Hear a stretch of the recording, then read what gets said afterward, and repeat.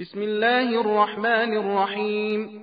إنا فتحنا لك فتحا مبينا ليغفر لك الله ما تقدم من ذنبك وما تأخر ويتم نعمته عليك ويهديك صراطا مستقيما وينصرك الله نصرا عزيزا.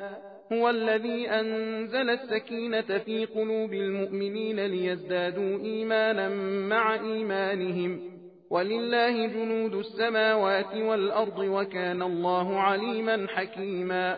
ليدخل المؤمنين والمؤمنات جنات تجري من تحتها الأنهار خالدين فيها ويكفر عنهم سيئاتهم وكان ذلك عند الله فوزا عظيما. ويعذب المنافقين والمنافقات والمشركين والمشركات الظانين بالله ظن السوء عليهم دائرة السوء وغضب الله عليهم ولعنهم وأعد لهم جهنم وساءت مصيرا. ولله جنود السماوات والأرض وكان الله عزيزا حكيما. إنا أرسلناك شاهدا ومبشرا ونذيرا لتؤمنوا بالله ورسوله وتعزروه وتوقروه وتسبحوه بكرة وأصيلا. إن الذين يبايعونك إنما يبايعون الله يد الله فوق أيديهم فمن نكث فإنما ينكث على نفسه ومن أوفى بما عاهد عليه الله فسيؤتيه أجرا عظيما.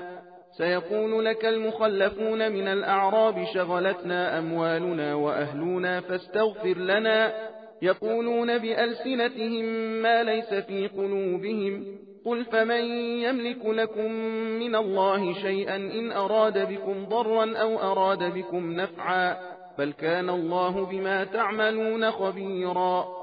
بل ظننتم أن لن ينقلب الرسول والمؤمنون إلى أهليهم أبدا وزين ذلك في قلوبكم وظننتم ظن السوء وكنتم قوما بورا.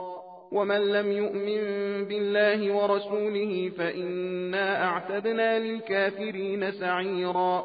ولله ملك السماوات والأرض يغفر لمن يشاء ويعذب من يشاء وكان الله غفورا رحيما.